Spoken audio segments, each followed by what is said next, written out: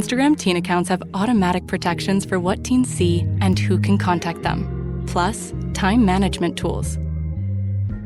And Instagram will continue adding built-in safety features to help create age-appropriate experiences. Learn more about teen accounts and Instagram's ongoing work to protect teens online at instagram.com/teenaccounts. ¿Dónde está el Terminator? Pero, ahora me saco aquí el... ¡Qué desilusión! Si parece una pieza espérate, de un Lego. Espérate, que ahora me convierto en Terminator.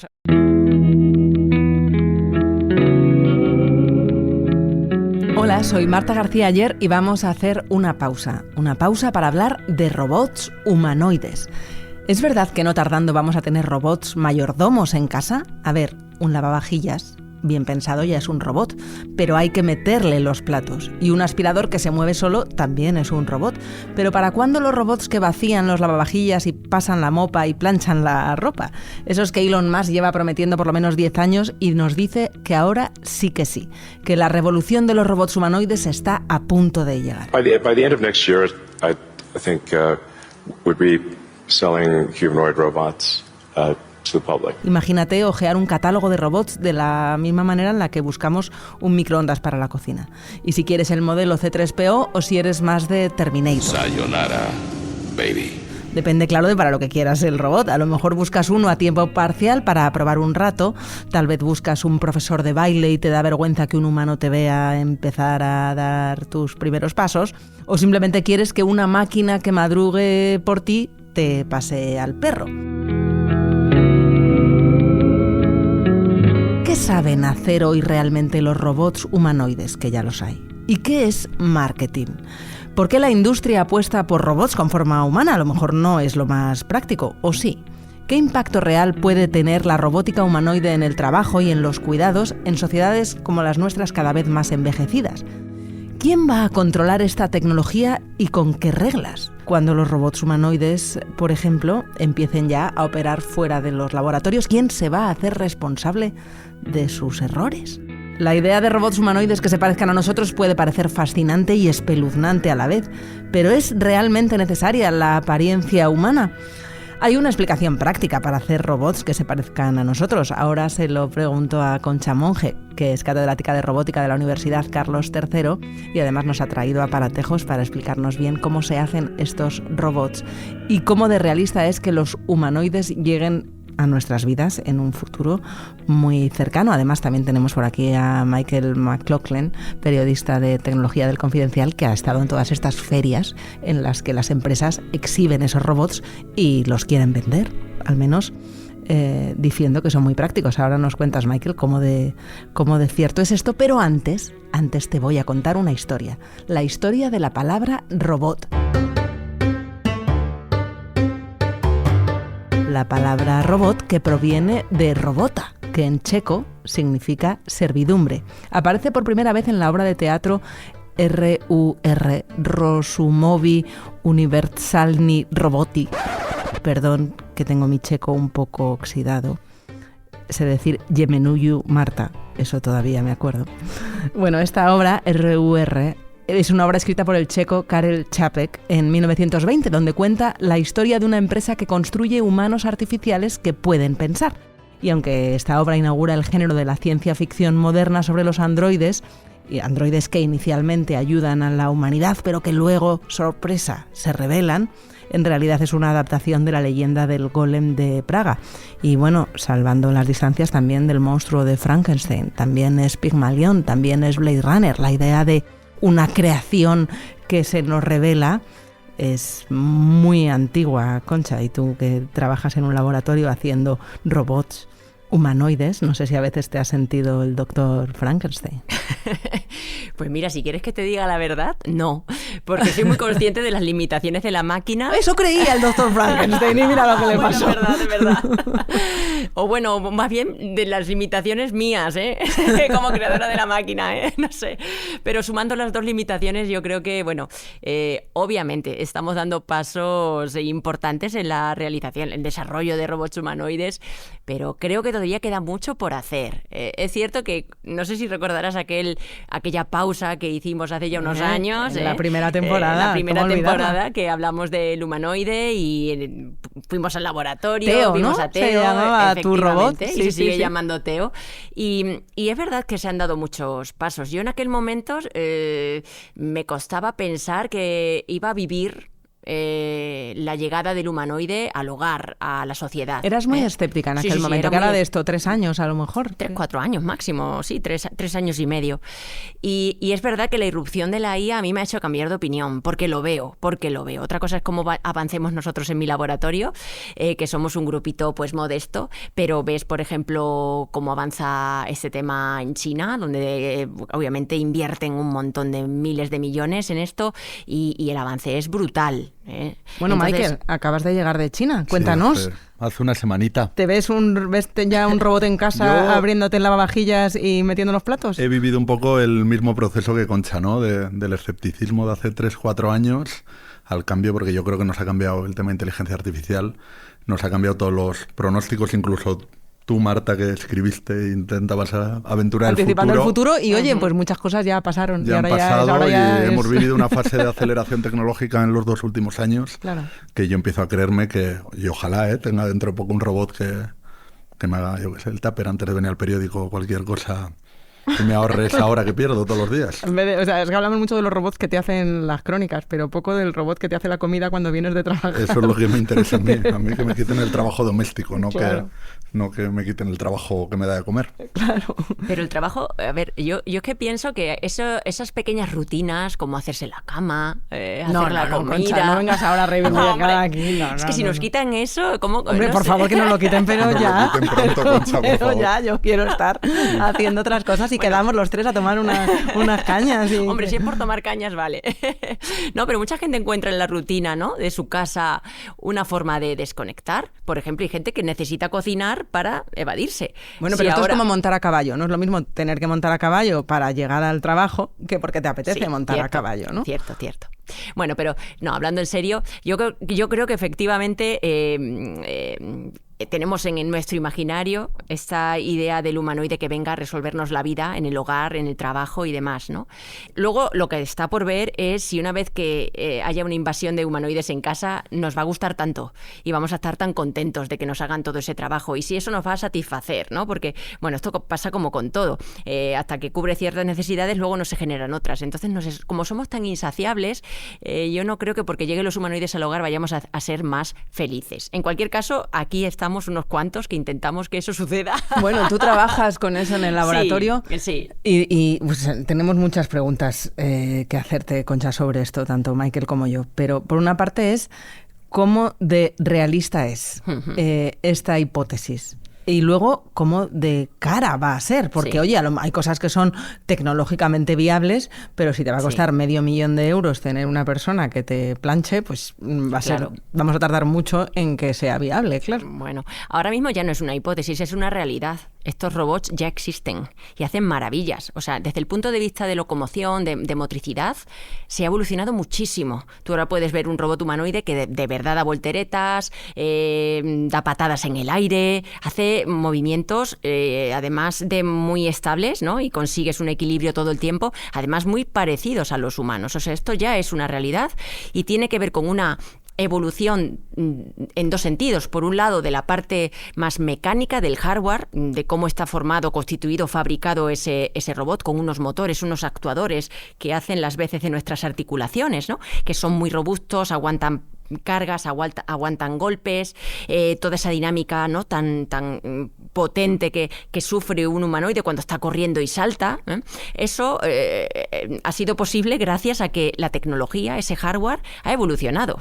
Por ejemplo, a nosotros nos pasó y nos pasa con Teo que esas articulaciones que tiene, sus rodillas, sus tobillos, están hechas a base de unos motorcitos que, bueno, en aquel momento eran lo más, pero es que ya no sirven. Entonces se ha quedado como, ¿no? Tiene achaques. ¿Por qué? Porque no es suficiente esa tecnología para que dé un paso más rápido o que pueda incluso correr. Eso es impensable. Ahora mismo tendríamos que rehacer el robot entero, diseñarlo de nuevo con nuevos actuadores, ¿no? Estas articulaciones que os hablo. Entonces, por un lado, la parte hardware ha evolucionado mucho. Somos capaces de tener actuadores muy chiquititos, muy potentes, y eso colocado en las caderas, en los tobillos, tal, ¡boom! Tenemos un Terminator, ¿no? Que es capaz de saltar, brincar, alucinante, ¿no?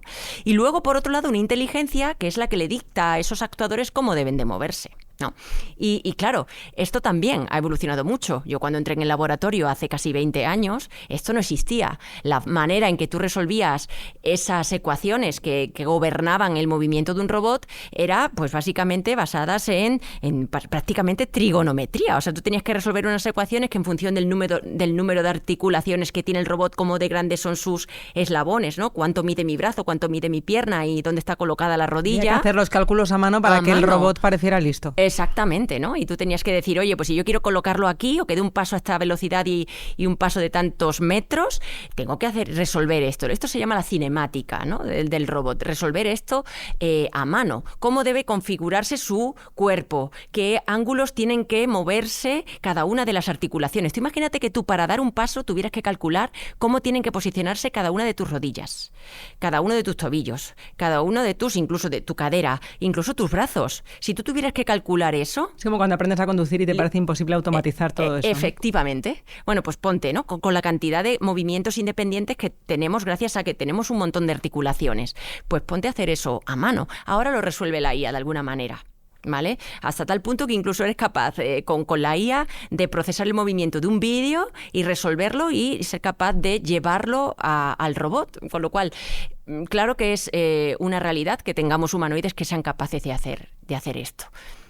Ahora bien, yo lo que pienso es que para que de verdad sean una realidad y que sean capaces de funcionar continuamente en cualquier entorno, porque ese es el reto, como hacemos los humanos, somos capaces de hoy estar aquí hablando, luego voy y doy una clase o me monto en el coche y conduzco. Para que un humanoide sea capaz de hacer todo esto, tiene que estar muy bien entrenado y ser capaz de soportar las incertidumbres de cualquier entorno del que previamente no tenía tanto conocimiento. Por eso fallan. Cuando tú llevas a un humanoide de un hogar, no conoce ese hogar. Está pasando ahora, ¿no? He visto una de las empresas que empieza a comercializar la promesa del robot mayordomo, sí. Además de mandarte el aparato, te manda un humano que convive claro. contigo durante no sé cuántos, no sé si semanas, bueno, hasta meses. Cuanto más mejor. Para claro. enseñar al robot, es como un adiestrador de perros, pero de literal. Robots que se mete en tu casa. En tu casa.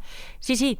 Eso es curioso porque... Y poco práctico también. Tú compras ese robot... O sea, mira, vamos a reconocerlo, yo quería un robot. Claro, no creo quería... que te refieres a Neo, que es de una empresa que se llama X1, y tú te compras al robot por $20,000 o pagas al mes $500, que es lo que cuesta, y tú recibes a un prototipo que no ha pisado tu casa nunca, con lo cual pues va a hacer 3 cosas, literal. Entonces, ¿qué te dice la empresa? Oye, si quieres que mejore... La versión pues, premium, ya estamos. Exacto. Suscripción. Sí, de alguna oye, manera no, que quiero sí, que recojan la mesa y te dice paga extra. Y encima pagas para que alguien invada tu casa y que teleopere al robot. O sea, realmente, si veis los vídeos que ha hecho el CEO, las charlas que ha dado, podéis incluso ver al robot teleoperado por una persona experta que es capaz de, con unas gafas, ver lo que ve el robot y decirle cómo tiene que colocar las manos para, precisamente lo que decías antes, montar los cacharros en el lavavajillas. Entonces, es tremendamente costoso y tú le enseñas y repites el movimiento y repites y ya de tanto repetir, él aprende la manera de hacerlo bien.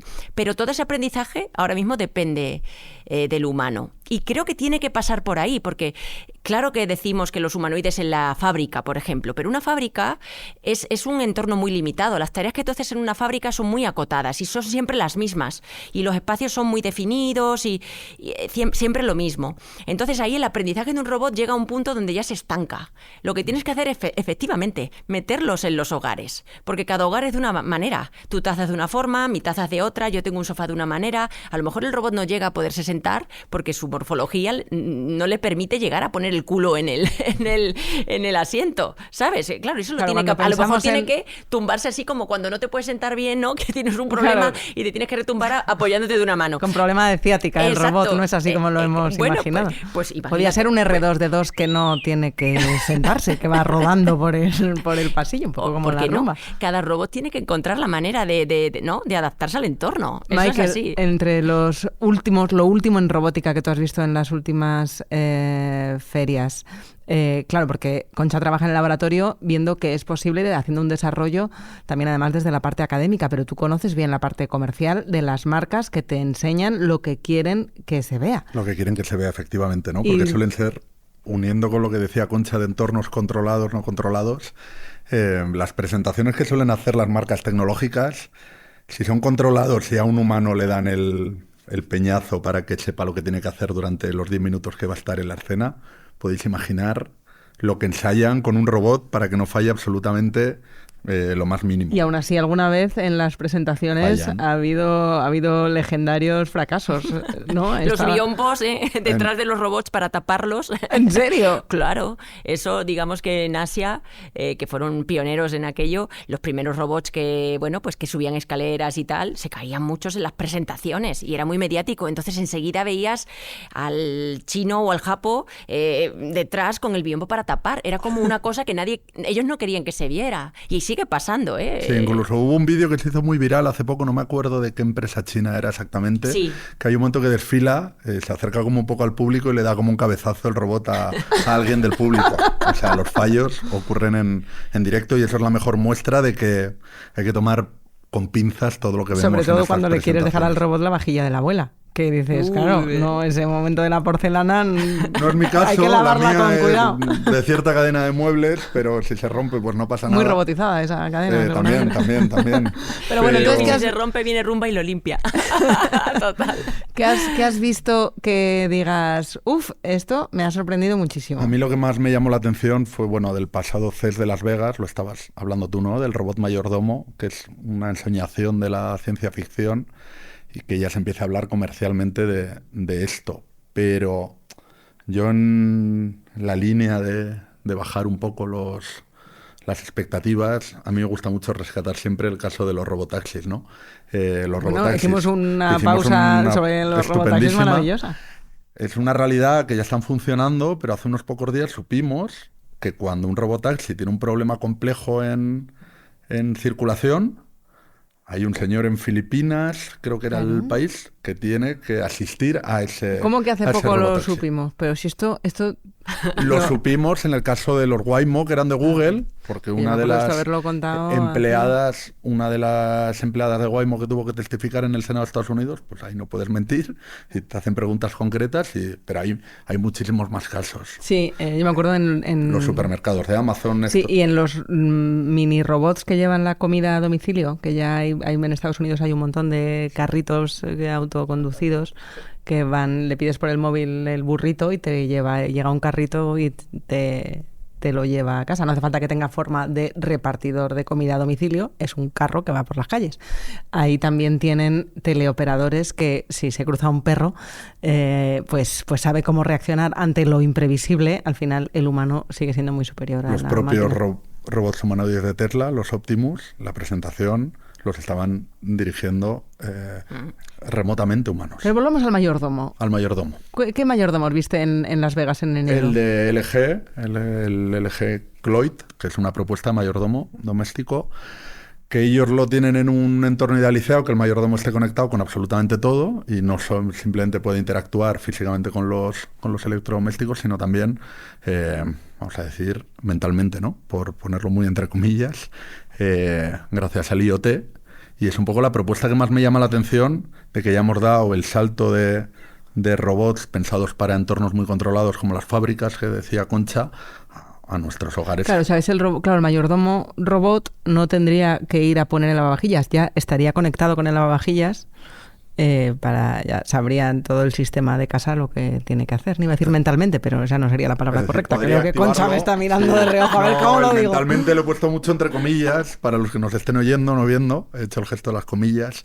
Pero claro, lo que ellos también te proponen es que el robot, con las extremidades que han diseñado, que no terminan de ser una forma humana del todo, son pinzas y otros trucos que suelen utilizar, pueda también interactuar con objetos físicos. Entonces, pues bueno, son soluciones intermedias que suelen y de momento encontrar carísimas. Bastante caras, sí. Incluso yo creo que no tiene precio a día de hoy el prototipo.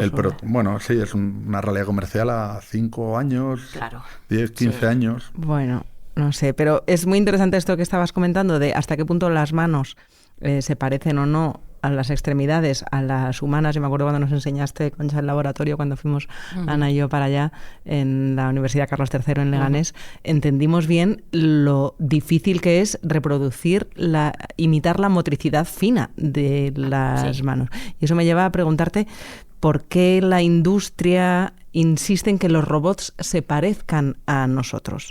¿Es una necesidad técnica o es algo cultural? Es que nos gusta que nos imiten las máquinas. Yo diría que, como hablabas antes de Frankenstein, al final es nuestra creación y tiene que ser a nuestra imagen y semejanza. Yo creo que tiene más que ver con eso, aparte de que es un reto científico precioso, maravilloso, conseguir que un robot bípedo camine y dé volteretas. O sea, eso es, a cualquier científico o científica le encantaría poderse enfrentar a ese reto y resolverlo, como está pasando.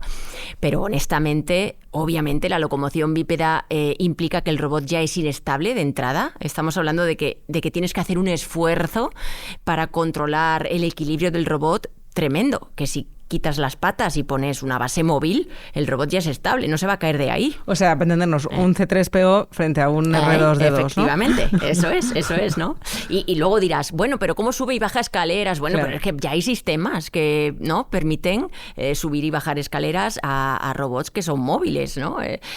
Bueno, pues, pero sí hay ya hay rumbas que son capaces de subir escaleras y han imitado un poco y podrían volar también. O sea, no, si haces una rumba dron que te... También. Ya hay, por ejemplo, en el CES de Las Vegas se vio un modelo de una marca china que ya es capaz de subir escaleras y lo hacen pues imitando un poco la morfología humana de las piernas, ¿no?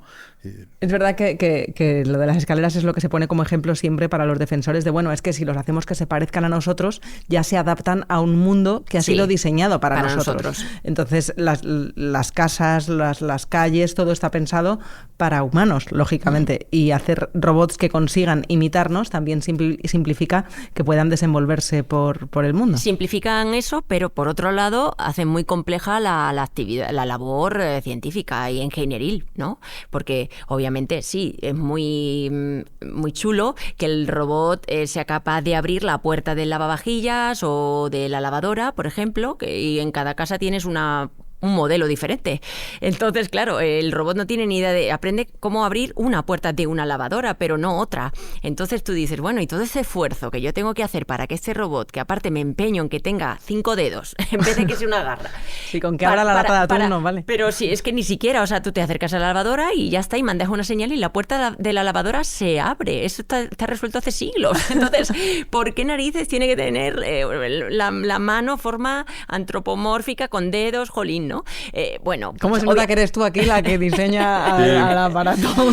Y ahí seguimos, ¿no? Ahora estamos haciendo en el laboratorio una garra de 3 dedos que encima tienen forma de toblerone, o sea, para más INRI, ¿no? Que dices, si tienen dedos, en vez de ser redonditos, los haces con forma triangular, pero ¿por qué, no? Precisamente para esta dexteridad que hablamos fina, ¿no?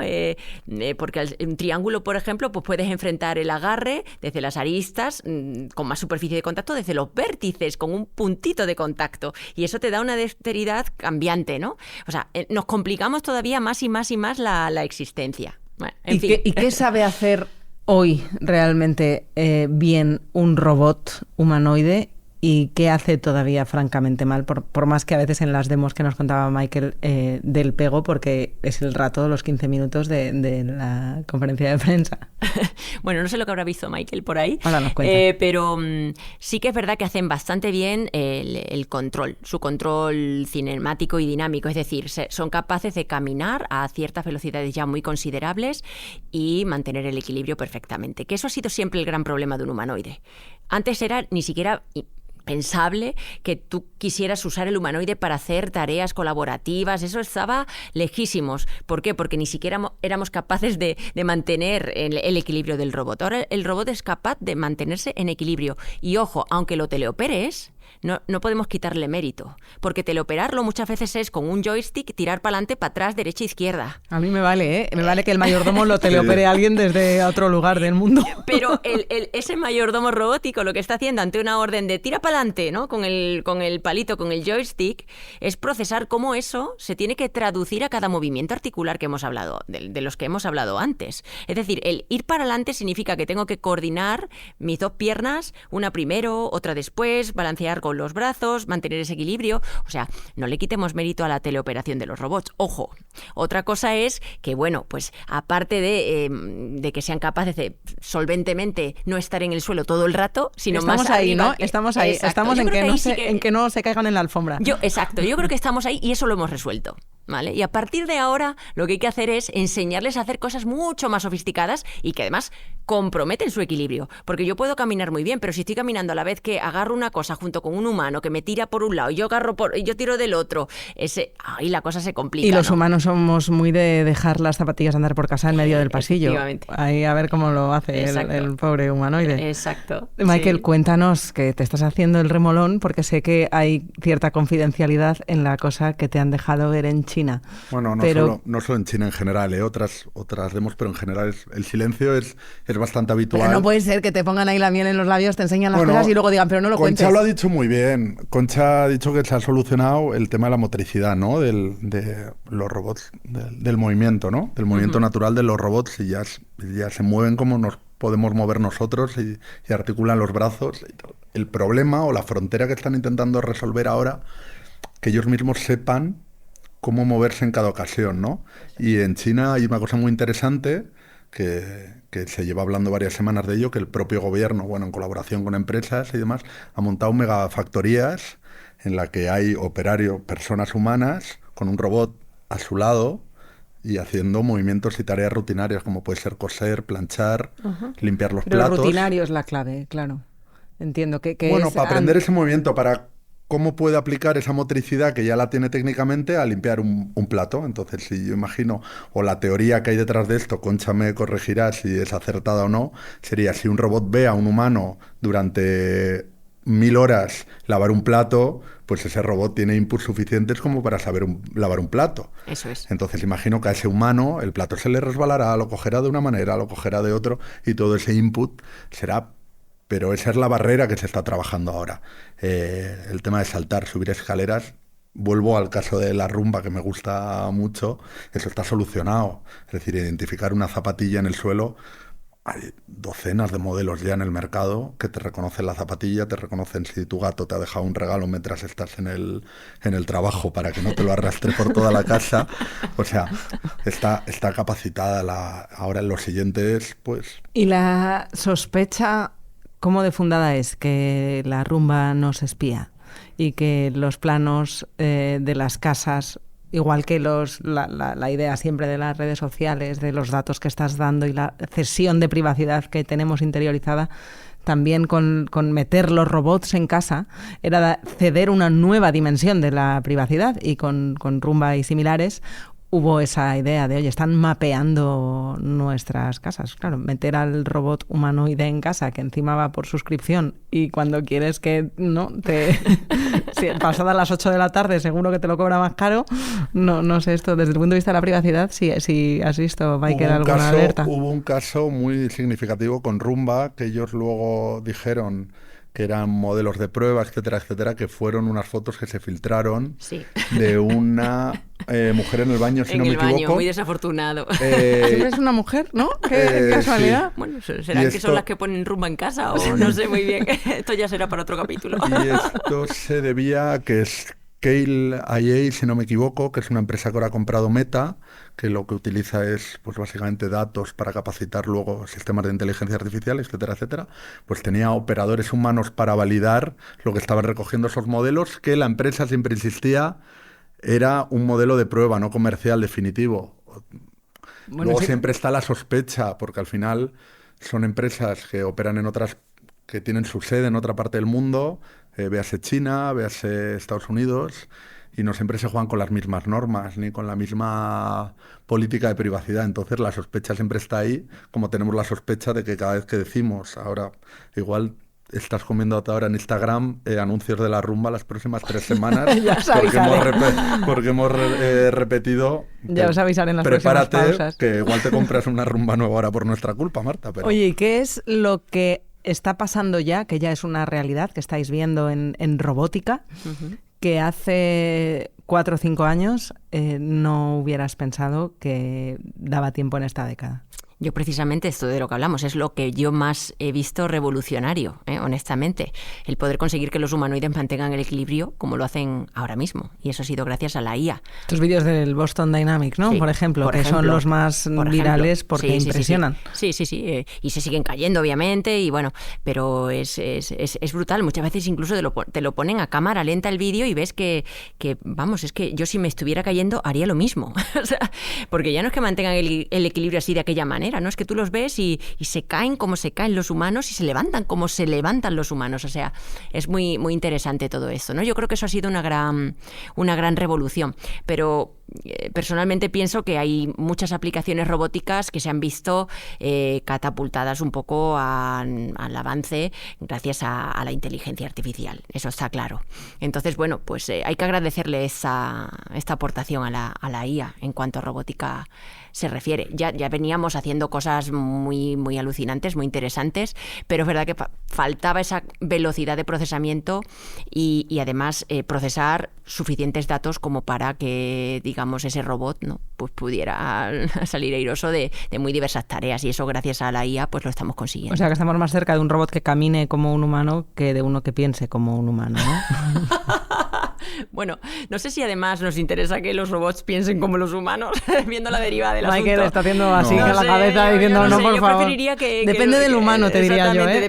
Porque, viendo claro, los que los programan, sí, yo mejor que no. exacto, porque todavía que se muevan de una forma u otra, pero que piensen ya, a ver quién entrena al robot para que piense de una manera u otra, ¿no? Uf, qué peligro. Pues Yo sí, creo sí, que con sí, eso- Elon Musk.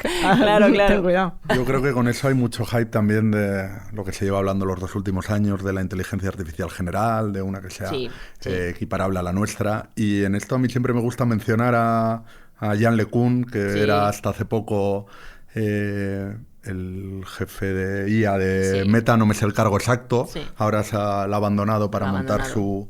su propia empresa. Él venía a decir que con los actuales modelos de inteligencia artificial, que los modelos es lo que luego da vida a cosas como ChatGPT o Gemini, y añadiendo memoria y mejorándolos mucho y obteniendo un volumen de datos muy fiable, se podía llegar a la inteligencia de un gato, similar de un gato. Ojo, o sea, los gatos, cuando nos ¿eh? llega, los gatos son listísimos, Los pero gatos es son decir, no piensan listísimos. como nosotros, probablemente piensen mejor que nosotros, pero Tienen otras no, prioridades, tienen otras claramente. prioridades. Pero es lo de que un robot piense como un humano. Escuchemos más a gente como LeCun y no tanto a Sam Altman Claro. o Mark Zuckerberg, porque Bueno, es que Sí. son gente que nos quiere vender lo que están Bueno, fabricando. obvio, es que están invirtiendo millones y millones y quieren, millones, Y quieren claro, ese es levantar el hype rondas realmente, de ¿no? financiación. Que Claro. hicimos una pausa precisamente sobre la burbuja de la inteligencia artificial y de cómo a veces se nos olvida que estos gurús tecnológicos lo que están es queriendo levantar rondas de financiación de gente que que no les salga quiera... más barato, lo más barato posible. Entonces, si cotiza Claro.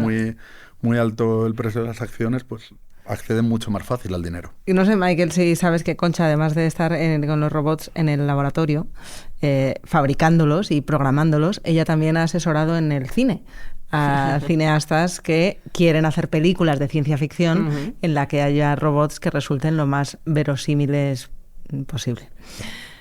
¿Cuál es vuestro robot favorito de la historia del cine? No tiene que ser el más listo, ¿eh? Ni el que tenga mejor equilibrio. Para mí, R2D2.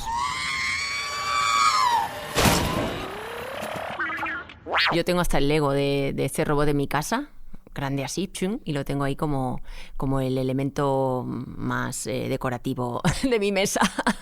A mí me gusta, no sé. Claro, para no tener que preocuparte por la motricidad fina, ¿no? Porque así Ese va bien. No, sí, no sé. Yo personalmente, a mí es que un robot demasiado parecido a lo humano a mí no me atrae nada. No sé, será porque ya lo veo todos los días en el laboratorio y estoy harta de ver estos vídeos de uno nuevo, otro nuevo, ¿no? Y no sé, personalmente empatizo más con aquellos que se parecen menos a los humanos. Yo, por no repetir respuesta, porque también el primero que se me ha venido a la cabeza ha sido R2D2, diría Wall-E. Bueno, Wall-E también. Es que yo creo que tiene reminiscencias, ¿no? Un poquito así, bueno, a ver. Algo de inspiración, algo seguro. De inspiración.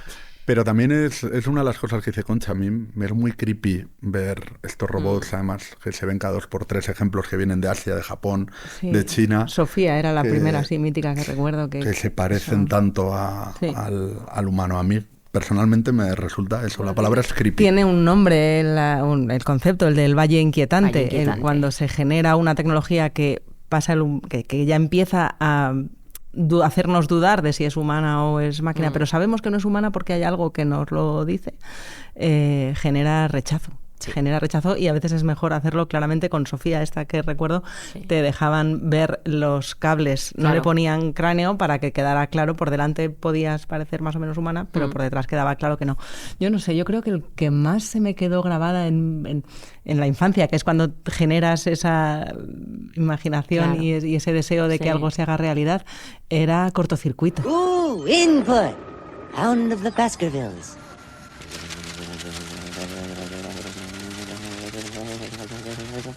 I think the chauffeur did it. He did. Bueno, Cortocircuito era el nombre de la película. Me parece que el robot era Johnny. No sé cómo se llamaba. Por eso de poder cogía los libros y hacía ras. Y a mí eso y además, oye, tenía una exposición al mundo, no aprendía por órdenes, sino con la experiencia, conviviendo con los humanos. No sé, yo recuerdo Cortocircuito con cariño. Luego ya descubrí a Bender, el de Futurama, que de los humanos lo que imita son todos los vicios malos, y creo que me quedo con Bender. Bender es buena lección también, sí. Do whatever the hell you want, then walk away and light a cigar. Es que claro, ahora os ponéis a hablar y dices, pues ese también, pues aquel otro también. ¿Cuál? Aquí estamos en tertulia. Sí, no, me refiero a lo que estáis mencionando, ¿no? Sí, no, la verdad que hay muchos referentes. Es verdad que, fíjate, precisamente las pelis, sobre todo las pelis, pero también en teatro, la literatura, es curioso, pero ha retratado muy sobradamente, ¿no? A los robots. Es curioso, porque en esto, pues, está claro que esa influencia es tal cual, una influencia. Bueno, y en los tecno-oligarcas, que tienen todos una procedencia, una edad y un sesgo cultural muy identificable, comparten el imaginario de su infancia cuando le dicen a sus equipos que desarrollen cosas. Claro. El Cybertruck de Elon Musk, que lo planteaba como algo del futuro, en realidad es súper retro. Es como te hubieras imaginado un coche del futuro en los años 70. Pero ahora mismo lo has dicho tú con el robot de Cortocircuito, que cogía un libro y aprendía absorbiendo conocimiento. Es un poco lo que se hace con toda la información que hay en la web para alimentar la inteligencia artificial. Pero yo quiero que pasen las páginas como hacía. No vale, lo de meterle el PDF a ChatGPT no me vale. Pero sí, la ciencia ficción ha tenido... Claro, millones eso es muy bonito de veces, también, ¿no? Cosas que han adelantado que luego lo hemos visto. Pero que no es casualidad, que lo que pasa es que la gente que tiene la capacidad de desarrollar tecnología también ha crecido viendo eso, y entonces lo que quiere hacer realidad es su sueño, que fue lo que vivió. Sobre lo que ha soñado, ¿no? Y ahí está esa nos persigue la idea del robot humanoide que nos haga caso. Pero nos va a regar las plantas, que era la pregunta que te hacíamos hace años. Fíjate, hace años me hacíais la pregunta. Yo dije que no sé, posiblemente diría que no, o que yo no lo vería o algo así. No sé si concretamente regar las plantas. En este vídeo que os decía del CEO de X1 presentando al robot Neo, que se teleopera para que aprendan los hogares, precisamente en una charla TED que imparte, sale el robot y sale justo cogiendo la regadera para regar la planta, ¿no? Y bueno, os invito a que lo veáis, le cuesta mucho, ¿vale? Incluso bromea el CEO con, bueno, Neo, casi, venga, sigue intentándolo, ¿no? Y claro, porque, bueno, pues una regadera pues tiene una asa muy concreta y el robot hasta que empieza a tocar el asa y a ver si mete bien los dedos y luego coge, porque una cosa es poner los dedos y luego sube para arriba y que el peso de la regadera no se te vaya con el líquido. Que es verdad que eso lo puedes resolver con un cablecito de riego automático que pongas en la maceta. Lo difícil es saber qué le pasa a la planta. Yo quiero el robot que me diga qué le pasa, ¿le falta agua, le sobra agua? Exacto. Bueno, de alguna forma este CEO, y me gusta porque eso es una obviedad, pero bueno, está bien que lo plantee y que lo diga, es que las tazas, por ejemplo, si ahora mismo entrara aquí una persona, por cómo está colocada la taza, por la cantidad de líquido que tiene la taza, sabría, por ejemplo, si debe recogerla o no. Esto es así, tú piénsalo en casa, ¿no? Y con la fuerza que la coges también, bueno, ¿no? pero ya no, más allá de esto, ¿no? Hay una intuición en los humanos de cuándo hacer las cosas, de cuándo hacerlas, ¿no? Tú imagínate que estamos aquí hablando y ahora entra aquí un humanoide y un humano sabría perfectamente cuándo retirarte la taza, si lo debe hacer de forma sigilosa porque estamos grabando, ese tipo de conocimiento del entorno, de intuición sobre el entorno. Y eso es parte de hacer bien una tarea, oye. Entonces, que a mí venga un humanoide y se me lleve la taza, vale, fenomenal, la ha cogido bien, no se la ha caído, no la ha roto y la ha dejado en lavavajillas. Cosa que, por ejemplo, este robot tarda minutos largos en hacer. Minutos largos, ¿no? Pero es que a lo mejor no debe en este momento coger la taza.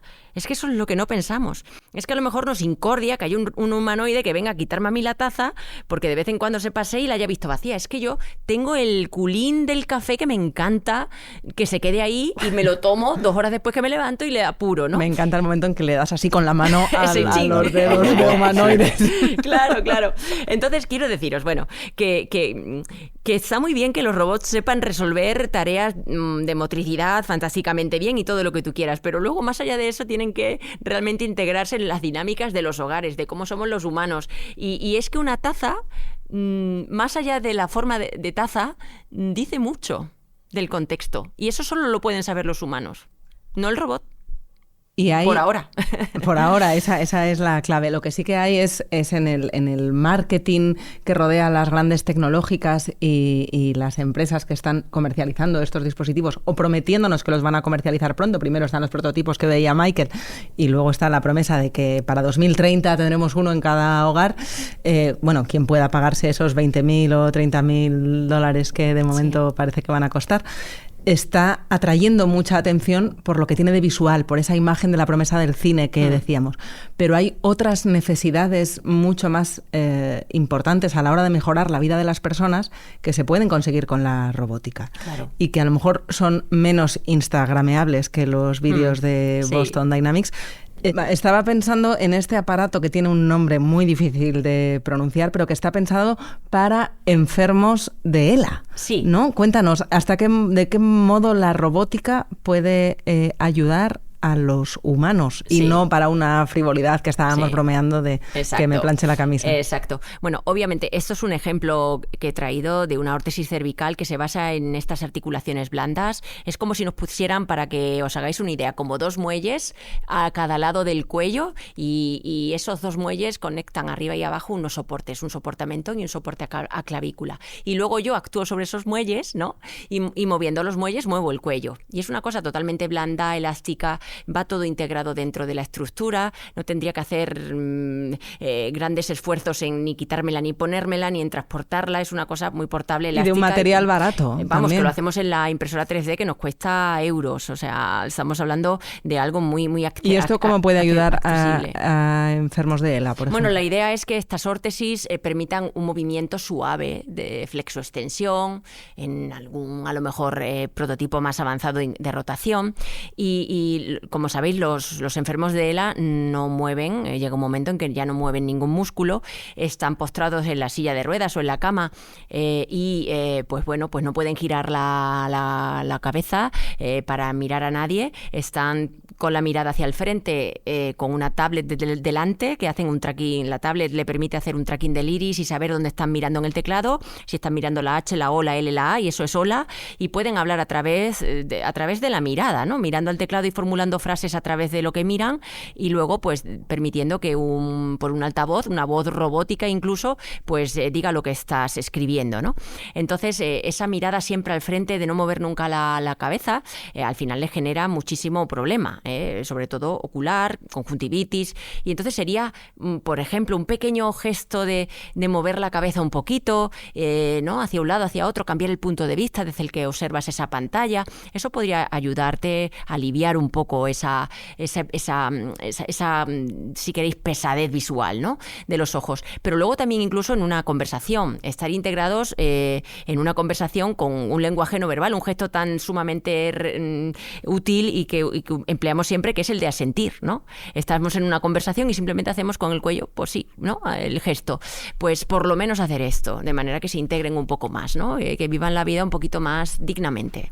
Esta robótica de los cuidados y de la ayuda a la discapacidad es mucho menos marketeable que otras de las ferias tecnológicas a las que vas, ¿no, Michael? Pero efectivamente, pero esto es algo que, por ejemplo, en países como Japón sí, la propia China tiene bastante de estos problemas, la apuesta que han hecho tanto por la robótica humanoide, porque ellos empiezan a tener problemas demográficos y ellos son la gran fábrica del mundo y van a tener que hacer un reemplazo de mano de obra, y entre una de las variables que hay, aparte de universidades para mayores, etcétera, etcétera, una de las apuestas es la robótica humanoide. Es muchísimo menos marketeable, pero es mucho más lógica esta apuesta, es decir, tenemos ya herramientas para solucionar problemas reales.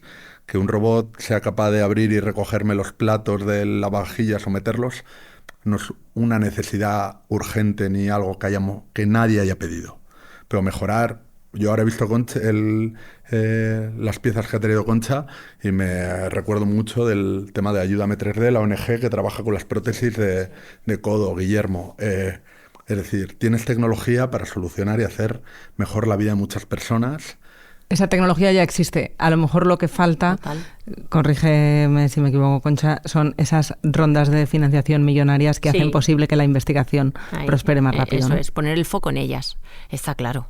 Es verdad que quizás no sean tan atrayentes, en fin, tan impactantes como ver dando vueltas a un humanoide, pero bueno, evidentemente sí que se financian y hemos avanzado muchísimo. Hablamos de que ahora, por ejemplo, no hay casi un hospital que no tenga, no te voy a decir un robot Da Vinci, pero bueno, pues robots quirúrgicos que han hecho evolucionar las operaciones y los posoperatorios de una manera brutal, ¿no? Esto es una realidad, o sea que bueno, no es que estemos ciegos ante esto, yo creo que damos pasos y los gobiernos invierten en esto, pero creo que es verdad que yo lo pondría como personalmente yo, es lo que pienso, como primer foco, ¿no? De verdad llevar la tecnología a donde realmente es necesaria. Yo creo que es muy necesaria para mejorar la calidad de vida de las personas. Y no solamente a nivel físico, no me refiero solo a una órtesis o una prótesis que me falta un brazo y necesito un reemplazo. También a nivel social, hay muchos robots, quizás no tantos que sean eficientes, pero se está trabajando mucho en los robots sociales, que son esos que son capaces y gracias también a la IA, de alguna forma entender el problema cognitivo de algún paciente o de alguna persona y ser capaz de estimularles adecuadamente para evitar, frenar un poco en la medida que se pueda eso, ¿no? Y cuesta mucho. La robótica social ha tardado en España, sobre todo, ha tardado mucho más en llegar e implantarse que a lo mejor otro tipo de robótica, una robótica de servicio industrial. Esto lleva muchísimos más años. Y sin embargo creo que es igualmente necesario. Robots, no el robot que está en tu casa que te dice, te toca la pastilla, eso ya te lo dice el móvil, estas son tontadas, ¿no? Honestamente, no es un robot social ese que te dice, te toca la pastilla. Eso, pero sí uno que a lo mejor sí que es capaz de alguna manera con, por supuesto, el asesoramiento y la supervisión de un terapeuta. Ahí sí que es necesaria la mano humana, Claro. ¿vale? Pero pues ayudarte a no envejecer quizás mentalmente tan rápido, o si tienes otro tipo de problema, pues también aliviarlo, ¿no? Oye, Michael, ¿y que a ti qué es lo que más miedo te da? Porque a mí, viendo la cantidad de errores que comete la inteligencia artificial, es verdad, ha tenido una evolución en los últimos 3 años pasmosa, pero está a años luz de ser confiable.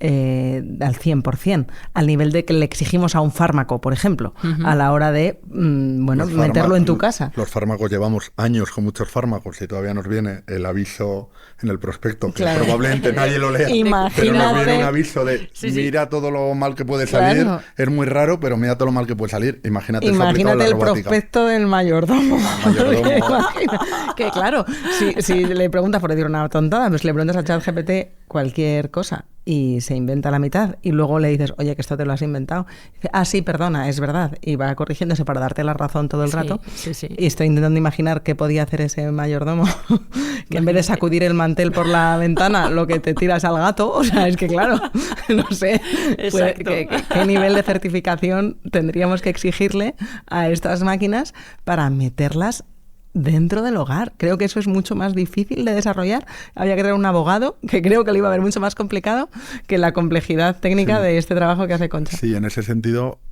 con certificaciones y seguridad y tal, nos estamos encontrando todos los años que lavadoras hackeadas, televisiones que tienen problemas de protección de datos, que graban. Que graban, ¿no? O que puede ser una puerta de entrada para acceder a otros dispositivos del hogar, etcétera, etcétera. Si cosas tan consolidadas como las teles, las rumbas, por volver al ejemplo, cualquier cosa que sea susceptible de conectarse a Internet, el riesgo cero no existe. Entonces eso llevado a la robótica a mí me inquieta un poco. En ese sentido, es lo que me inquietaría. Tampoco te diría porque yo tampoco tengo planes de meter ningún robot en el corto plazo en casa, entonces... Sí, pero tienes toda la razón. Sí. Y ahora mismo quizás nos preocupa, fíjate, cuando, hablando otra vez de Neo, se estaban haciendo una entrevista y contando pues un poco cómo sería que ese teleoperador entrara en tu casa y manejara el robot. Y le decían a la persona, oye, mira, no pasa nada si tu habitación es privada, se le dice al robot que aquí no entra, ¿no? Y por mucho que el teleoperador quiera que el robot entre, eso está garantizado que no entra. Ahora mismo estamos preocupados en eso, en que el robot entre en nuestra habitación para ver qué tenemos ahí, ¿no? Que es una tontada como una casa, porque tienes una cama y ya está. No sé, yo tengo cosas más interesantes en el salón que en la habitación, no sé, pero bueno, es como mi intimidad, pero sin embargo, todo lo demás, a lo que tiene acceso el robot, por el hecho de estar conectado a Internet y tener acceso a todos los datos de tu casa y a ti misma, ¿no? Pues eso no le damos tanta importancia, ¿no? Y nos consolamos con que, no, pero en mi habitación no va a entrar. Bueno, ¡buah! Pues bueno. O sea, ¿meteríais un robot humanoide en Ya casa? no. Yo ya demasiado que lo tengo en el laboratorio. Yo no quiero en casa. a día de hoy no. Me cuesta meter un robot aspirador con cámara, por así decirlo. Que yo no tengo Roomba, se ni te siquiera. genera- O sea, en mi casa no tengo ningún gadget. Por no tengo aspiradora. Flipa, no tengo. Yo lo barro todo con el cepillo. Pero porque te relajan, porque no te fías. No, bueno, pues porque me parece un cacharro que a ver dónde lo meto. O sea, yo es que soy muy minimalista, entonces yo pienso que si tengo que meter Roomba en lo no sé cuál, digo, mi casa es pequeña, ¿sabes? No sé, soy práctica. Como para encima meter un humanoide. No, y pelearme, ¿A cómo está el metro pelearme cuadrado ahora por el mismo? hueco del sofá. Vamos, que ni de broma. ¿A cómo está el metro cuadrado ahora mismo? No tenemos una habitación para el humanoide. No sé. Efectivamente, no. Esto va a ser así. Está complicado. Pero bueno, pues muchas gracias, chicos, por Un traernos gusto. el cuánto hay de hype y cuánto de realidad en esto de la robótica. Y mira, no pensé que la pausa que iba a recomendar después de grabar esta sería la de la vivienda que hicimos con Jorge Galindo para poner un poco las expectativas en su sitio. Pero bueno, habrá que trabajar en ello. Muchas gracias. A ti, Marta.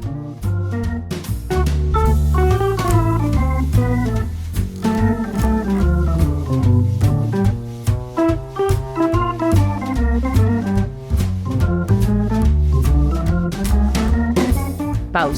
el podcast semanal del Confidencial que dirige y presenta Marta García Ayer, con la realización y el diseño sonoro de Ana Schultz, la asistencia técnica de David Fernández Marcos, la coordinación de Antonio Martín y el vídeo de Sergio Cerqueira.